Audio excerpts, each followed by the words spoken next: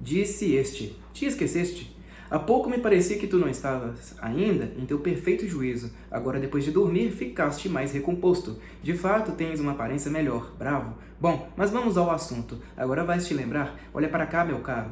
Começou a desembrulhar o volume, o qual, segundo parecia, merecia grande apreço. Nisto, acredita, meu amigo, eu tinha especial empenho, porque é preciso fazer de ti um homem. Vamos lá, comecemos pela parte de cima. Estás vendo um gorro? Começou tirando do embrulho um gorro muito bom, mas ao mesmo tempo do mais vulgar e barato. Queres experimentá-lo? Depois, disse Raskolnikov, repelindo-o com brusquidão. Não recuse, meu caro Rodka, porque logo será tarde e eu não poderei pregar o olho a noite todo pensando que me aventurei a comprá-lo sem saber a medida. Está ótimo, exclamou triunfante depois de experimentá-lo. Ótimo! No vestir, meu amigo, o mais importante é o adorno da cabeça, é o que nos classifica. O meu amigo Tolstiakov tira sempre a sua carapuça quando entra em algum lugar público onde todo mundo está de chapéu ou gorro. Todos pensam que ele faz isso por servilismo, quando o faz simplesmente porque tem vergonha do seu ninho de cegonhas. É tão pateta. Bom, Nastenka, aqui tem duas coisas para a cabeça. Este Palmerston, e tirou de um canto o chapelão amassado de Raskolnikov, o qual, sem saber porquê, chamava de Palmerston. E esta joia. Vamos ver, Rodka, faz um cálculo. Quanto pensas que paguei por ele? E tu também, Nastyutka, acrescentou dirigindo-se a ela ao ver que o outro ficava calado. Palmerston foi um político inglês do início do século XIX. Personagem quer dizer que o chapéu é velho e antiquado. 20 copeques, pode ser que tenha dado, respondeu Nastácia. 20 copeques, idiota, exclamou ele ofendido. Isso nem tu vales, me custou 80 copeques, e isso porque é de segunda mão. Se bem que me venderam com uma condição, se ele ficar surrado no ano que vem te darão outro de graça, Deus é testemunha. Bem, passemos agora aos Países Baixos, como dizíamos no colégio. Previno-te de que estou orgulhoso dessas calças, e desdobrou à frente de Raskolnikov umas calças cinzentas de um tecido leve de verão. Nem um buraco, nem uma mancha, ainda em ótimo estado, embora já muito usadas, assim como o colete de uma só cor, como é moda. E o fato de já estar usado ainda é melhor. Assim fica mais macio, mais suave.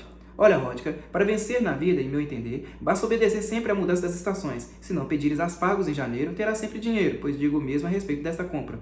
Agora é a temporada de verão, e eu fiz uma compra porque no outono eu preciso de um tecido mais forte. Por isso, poderás te desfazer deste, até porque até lá ele vai se desfazer por si, se não por uma forçosa necessidade de luxo, pelo menos por efeito de desordem interior. Bem, vamos lá.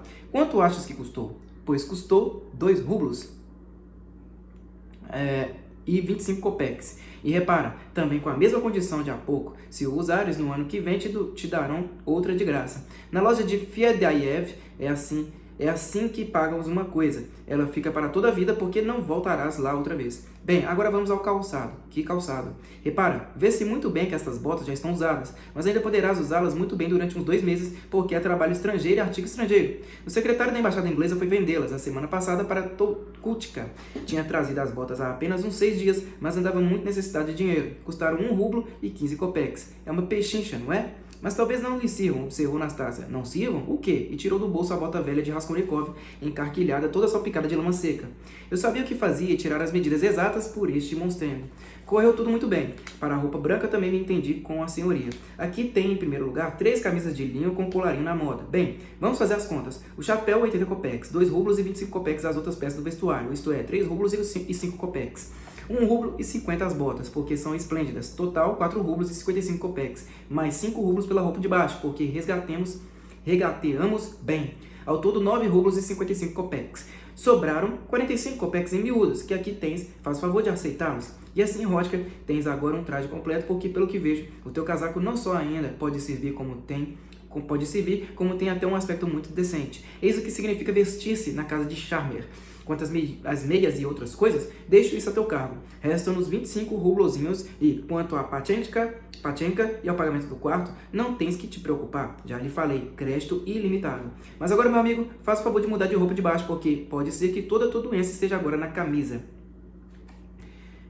Charmer, famoso alfaiate de Petersburgo desta época. Continuando. Me deixa, não quero, repudiou Raskolnikov, que escutara de má vontade o relatório que Razumikin lhe apresentara da compra daquelas coisas. Isso não, meu amigo. Não gastei as minhas solas à toa, insistiu Razumikin. Nastyutka, não tenhas vergonha e ajuda-me. E, apesar da resistência de Raskolnikov, mudou-lhe a roupa de baixo. Este deixou cair a cabeça na almofada e não disse uma palavra. Quando é que eles irão embora? Pensou. Com que dinheiro compraste isto tudo? Perguntou finalmente, voltando a cara para a parede. Com que dinheiro? Essa é boa. Com o teu. Há pouco esteve aqui um caixeiro da loja de Vakrutin por incumbência da tua mãe. Já te esqueceste? Agora me lembro, disse Raskolnikov depois de um longo e severo mutismo. Razumikin franziu o senho e ficou olhando para ele, inquieto. A porta se abriu e entrou um indivíduo alto e forte que não pareceu completamente desconhecido a Raskolnikov. Era Zosimov, um homem alto e gordo, com uma cara cheia e pálida, barbeado com esmero, de cabelo louro, muito claro e cortado rente, óculos e um grande anel de ouro num dos seus dedos moles e tão gordos. Tinha 27 anos, vestia um casaco folgado e elegante, de meia estação e umas calças claras de verão, e de maneira geral tudo nele era amplo, elegante e cuidado. A roupa branca, irrepreensivelmente limpa, usava uma grossa corrente de relógio. Seus modos eram lentos, quase fleumáticos, e ao mesmo tempo de uma desenvoltura afetada. Por mais que escondesse, notava-se sempre o seu preciosismo. Todo mundo o achava antipático, mas diziam que era bem entendido na sua profissão. Fui 2 vezes à tua casa, meu caro. Olha, já despertou, exclamou Razumikin. Estou vendo. Então, que tal estamos? Disse Zosimov, dirigindo-se a Raskolnikov, olhando-o atentamente e sentando-se no divã a seus pés, onde em seguida adquiriu um ar despreocupado. Está muito suscetível, continuou Razumikin. Há pouco mudamos a roupa dele e ele quase chorou. É compreensível. Teria sido melhor deixar isso para depois, para quando estivesse em pé. O pulso está bem, a cabeça ainda dói um pouco, não é verdade? Eu já estou bom, completamente bom, declarou Raskolnikov com brusquidão e irritação, erguendo-se repentinamente no divã, com os olhos chispantes, mas logo a seguir, tornou a recostar-se na almofada e voltou-se contra a parede. Zosimov não despregava os olhos de cima dele. Muito bem, está tudo como deve ser, disse num tom indolente. Comeu alguma coisa? Disseram-lhe o que ele comera e perguntaram-lhe o que podiam dar a ele para comer. Podem dar tudo, sopa, chá, cogumelos e pepinos? É claro que não, nem carne de vaca, nem... Bom, mas temos tanto em que falar. Trocou um olhar com Razumikin. Nada de xaropes nem de maus remédios. Eu tornarei a passar por aqui amanhã. Talvez hoje já tivesse podido, enfim. Amanhã à tarde vou levá-lo para dar um passeio, decidiu Razumikin, no jardim de Yuzupolsky, e depois vamos ao Palácio de Cristal. Amanhã eu o deixaria tranquilo, embora no fim das contas um passeiozinho... Bom, depois veremos. Ah, que pena. É precisamente hoje que eu inauguro a minha nova moradia a 2 passos daqui. Se ele pudesse vir também. Ainda que fosse só para nos acompanhar, ficaria estendido no divã. Mas tu não vais faltar, hein? Disse Razumikin encarando Zosimov de repente. Não te esqueças do que me prometeste. Sim, talvez possa passar por lá logo. Que arranjaste para nós? Pouca coisa. Chá, aguardente, arrenques... Então, também haverá um empadão. É uma coisa entre amigos. Quem mais vai, concretamente? Vão todos os do bairro, e quase todos os meus novos conhecidos, para dizer a verdade, sem falar no meu velho tio, se bem que ele também seja um novo conhecido, pois está em Petersburgo desde ontem apenas, veio tratar de uns assuntos, só nos vemos de 5 em 5 anos. Quem é? Passou toda a sua vida como chefe de correio no distrito, recebe uma pensãozinha, tem 65 anos, não vale a pena falar dele, mas eu tenho amizade por ele. Porfiri Semyonovich também virá, é o juiz de instrução do bairro, um jurisconsulto, mas tu já o conheces. Também é teu parente? É, mas muito afastado. Mas por que está torcendo o nariz? Só porque vocês dois discutiram daquela vez, tu não virás? E eu quero lá saber dele para alguma coisa? Ora, ainda bem. Bom, e além destes virão também estudantes, professores, um funcionário, um médico, um oficial, Zamyotov. Faz o favor de me dizer que pode haver de comum entre ti e ele. Zosimov apontou com a cabeça para Raskolnikov e um Zamyotov qualquer. Que desmancha prazeres, os princípios. Tu te moves por princípios, como se fossem molas. Não te atreves a atuar livremente para mim. Para mim, o fundamental é que o homem seja bom. E, francamente, reparando bem, em todas as classes não há muitas pessoas boas. E mais, estou convencido de que ninguém daria nenhum alho xoxo por mim e por ti juntos. Isso é muito pouco. Eu por ti daria 2. Pois eu, por ti, só dava 1. Zamyotov ainda é uma criança. Eu ainda lhe puxo as orelhas. E por isso é preciso atraí-lo e não espantá-lo. Não é repelindo um homem que ele se corrige, e muito menos um rapaz. Com um rapaz novo é preciso o dobro da prudência. É isso que vocês, os tolos progressistas, não compreendem. Não respeitam um homem. Ofendem-se a si mesmos. E se querem saber o que há de comum entre nós, posso te dizer que temos um assunto em comum. Gostaria de saber. É um assunto relativo ao pintor, quero dizer, ao pintor de paredes. Devemos tirá-lo de lá. Embora agora ele não corra perigo algum, a coisa já está clara, completamente clara. Matamos 2 coelhos de uma só cajada. Mas que pintor de paredes é esse? O quê? Ainda não te contei? Não. Não? É verdade? Comecei a te contar só ao princípio. Bom, então ouve. Um pintor também está envolvido no assassinato da velha usurária, da viúva do funcionário. Ah, sim. Já ouvi falar desse crime outro dia, e o assunto me interessa até certo ponto, por uma casualidade. Li nos jornais, continua. Também mataram Lisavieta, exclamou Nastassia de repente, dirigindo-se a Raskolnikov. Ela permanecera durante todo o tempo no quarto junto da porta de ouvido apurado. Lisavieta? Murmurou Raskolnikov numa voz quase imperceptível. Lisavieta, sim, a revendedora. Não a conhecias? Pois vinha por aqui. Até passou uma camisa tua a ferro. Raskolnikov voltou-se de cara para a parede, onde no sujo papel amarelo com florzinhas brancas, escolheu uma dessas últimas, muito mal desenhada, toda crivada de pequeninas nervuras escuras e pôs-se a contemplá-la. Quantas folhinhas teria, quantos bicos nas folhas e quantas nervuras? Sentia as mãos e os pés inchando como se fossem paralisar, mas não se esforçava por mudar de posição e continuava com a vista teimosamente fixa na florzinha. Bom, e então, o que se passa com tal pintor? Perguntou Zosimov, interrompendo a loquaz Nastácia com certa má vontade especial. Ela deu um suspiro e ficou calada. É que também lhe atribuíram o crime, prosseguiu Razumikin com veemência. Havia provas contra ele? Quais? Com 1000 diabos, que provas haveria? E no fim das contas, quanto a provas, há uma só. Simplesmente não é uma prova, pois é preciso começar por prová-la. É o mesmo que aconteceu quando prenderam e deram por implicados no caso esses Kot e Piestriakov. Ufa! Como isso está sendo mal conduzido, sinto vergonha pelos outros. É possível que Piestriakov passe hoje também lá em casa. Olha, Rodka, tu já conhece essa história. Aconteceu antes da tua doença, precisamente na véspera do dia em que tiveste aquele desmaio na delegacia quando estavam comentando o acontecimento. Zosimov olhou com curiosidade para Raskolnikov. Este não fez movimento nenhum. Sabes uma coisa, Razumikin? Estou mais admirado com o teu entusiasmo que por este caso, observou Zosimov. Está bem, mas vamos tirá-lo a limpo, gritou Razumikin dando um soco sobre a mesa. Sabes o que mais me irrita em tudo isso? Não é que eles sejam uns imbecis, os enganos podem sempre ser perdoados. O erro é uma coisa boa, porque conduz à verdade. Não. O que é lamentável é que, além de se enganarem, ainda admirem os próprios erros. Eu respeito Porfírio, mas, olha, por exemplo, o que foi que os desorientou logo desde o princípio? A porta estava fechada e quando voltaram com o porteiro, a encontraram aberta. Bem, pois isso quer dizer que Kot e Piestriakov foram os assassinos. Já dá pra ver qual é a lógica deles. Não te irrites, a única coisa que fizeram foi prendê-los, não podiam fazer outra coisa. Olha, eu conheço esse Kot, parece que comprava da velha objetos que não chegavam a ser resgatados, não é? Sim, é um velhaco, também compra promissórios. É uma boa vida, o diabo que o carregue. Mas não é isso que me preocupa, compreendes? O que me preocupa é a rotina dessa gente, essa rotina antiquada, estúpida. É isso que me revolta. Porque, repara, pode-se descobrir uma pista nova em relação a este assunto. Baseando-nos só no dado psicológico, podemos demonstrar como é preciso nos conduzirmos à perseguição da verdade. Nós nos atemos aos fatos. Que diabo!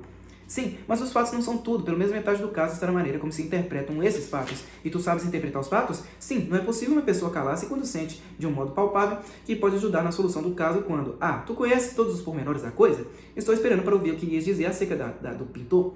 Ah, bem.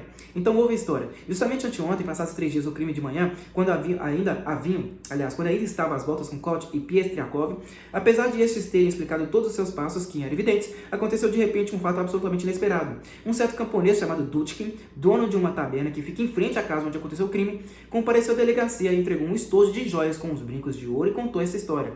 Anteontem à noite, aí pelas 9, estás reparando no dia e na hora? Um pintor, o qual anteriormente já frequentava o meu estabelecimento e que se chama Nikolai, veio me procurar e trouxe-me este estojozinho que continha uns brincos de ouro, pedindo-me que os aceitasse como penhor em troca de 2 rublos. E quando eu lhe perguntei qual a origem dos brincos, explicou-me que os acharam na rua. Não lhe perguntei mais nada sobre isso. Assim disse Dutkin, e dei-lhe uma notinha, ou seja, um rublo, porque calculei que se não lhe desse, se não lhe desse, outro lhe daria, e além disso, vinha tudo a dar no mesmo. Era para bebida, e seria melhor que eu tivesse o objeto em meu poder. Assim está mais seguro, tenho-o à mão, e se depois se descobre ou se espalha algum boato, então o apresento. Bem, não há dúvida de que isso é uma história da carochinha e que ele está mentindo, porque eu conheço de sobra o tal Dutkin, que é prestamista e receptador de furtos, e ele não ia ficar com um objeto que vale 30 rublos para Nikolai para entregá-lo depois. O caso é que teve medo. Bom, mas tem paciência, continuou a me ouvir. É Dutkin que continua falando. Eu conheço esse camponês, Nikolai Dmitriev, desde pequeno, pois é do nosso mesmo governo e distrito, de Zaraisk. E eu também sou de Ryazan. Nikolai, sem ser o que se chama de um bêbado, gosta da pinga. E todos nós sabíamos que ele trabalhava nessa casa pintando paredes juntamente com Mitriei, que é também seu conterrâneo. Depois de receber a cautela, trocou-a, bebeu 2 copinhos, pegou o troco e foi embora. Nessa altura, Mitriei não estava com ele. No outro dia chegou a notícia de que Aliona Ivanovna e a irmã Lisavieta Ivanovna tinham sido assassinadas a machadada. E nós conhecíamos as duas, e logo ficamos com a suspeita por causa dos brincos, porque sabíamos que a falecida emprestava dinheiro sobre penhores. Fui procurá-las nessa casa e me pus a sondar com muito cuidado. Comecei perguntando: Nikolai está? Mitriei me respondeu que Nikolai andara na farra na noite anterior chegou e que voltaram para casa já de dia bêbado, e depois de ficar em casa uns 10 minutos voltaram a sair, e ele e Mitriei não tornaram a vê-lo, e que estava acabando o trabalho sozinho. O trabalho deles era um lance de escada no segundo andar abaixo da casa das vítimas. Depois de ter ouvido aquilo, não disse nada a ninguém, continuou dizendo Dutkin, mas procurei me informar de todos os pormenores que pude a respeito do duplo crime e voltei para casa com a suspeita que já disse. Mas hoje de manhã, entretanto, às 8 horas, isto é, passado 3 dias, compreendem? Vejo entrar Nikolai pela minha porta adentro, já um pouco embriagado, mas de maneira que ainda podia seguir uma conversa. Sentou-se num banco e ficou calado. Além dele, nessa manhã, estava ainda na taberna um homem desconhecido e outro um freguês que dormia no outro banco, e os meus 2 caixeiros. Viste Mitriei? Eu perguntei. Não, ele respondeu. Não o vi. E não estivesse lá? Não, me respondeu. Desde anteontem. E onde passaste essa noite? Em Pieski. Respondeu. Com os de Kolomna. E onde é que arranjaste esses brincos? Encontrei-os na rua. E disse isso de uma maneira estranha, sem olhar para mim. Mas não ouviste dizer, disse-lhe eu, que tal noite, a tal hora, na escada tal aconteceu? Não, disse ele, não ouvi dizer nada. E me escutava com os olhos muito abertos e de repente ficou branco como uma cal. Então lhe contei tudo, olhei para ele pegou o chapéu e começou a levantar. Senti vontade de segurá-lo. Espera, Nikolai, digo-lhe eu. Não queres beber alguma coisa? E fiz um sinal ao caixeiro para que segurasse na porta e saí de trás do balcão. Eis senão que ele foge das minhas barbas, sai para a rua, escapa e entra na primeira ruela. Mal tive tempo de vê-lo. Então pus todas as minhas dúvidas de lado, porque o autor do crime é ele. Não há dúvida, declarou Zosimov. Espere, ouve o fim. É claro que se lançaram em perseguição de Nikolai com toda a força de suas pernas. Prenderam Dutkin, revistaram a casa dele e a de Mitriei também. Também fizeram investigações entre os de Kolomna e passados 3 dias encontraram de repente o próprio Nikolai e o prenderam nas imediações da barreira, ou seja, nos limites da cidade de Tana, numa estalagem. Tinha ido para lá, depois de ter se desfeito de uma cruz de prata, e pediu em troca um frasco de aguardente que lhe deram. Passados uns minutos, uma mulher dirigiu-se ao estábulo e viu por uma fresta que ele atara o seu cinturão a uma viga de um alpendre contíguo e fizeram um nó corredio, e montado em cima de um cepo, já ia colocar a cabeça nesse nó. A mulher teve a feliz ideia de gritar e acorreu. E acorreu, gente. Que vais fazer? Levem-me, disse ele, a qualquer delegacia que eu confessarei tudo. Bem, então o levaram, com as honras devidas, a uma delegacia a esse distrito. Lá começaram com as perguntas de costume. Quem era, como foi, que idade tinha, 22, etc, etc. Perguntaram-lhe, quando estavas trabalhando com Mitriei, não viste ninguém na escada a tais e tais horas? Resposta, como todo mundo sabe, entra muita gente ali, mas nós não reparamos em ninguém. Mas não ouviste nada, nenhum barulho, qualquer outra coisa? Não ouvimos nada de especial. Mas tu não soubeste, Nikolai, que nesse mesmo dia, a tal hora, tinham assassinado e roubado uma certa viúva e a irmã?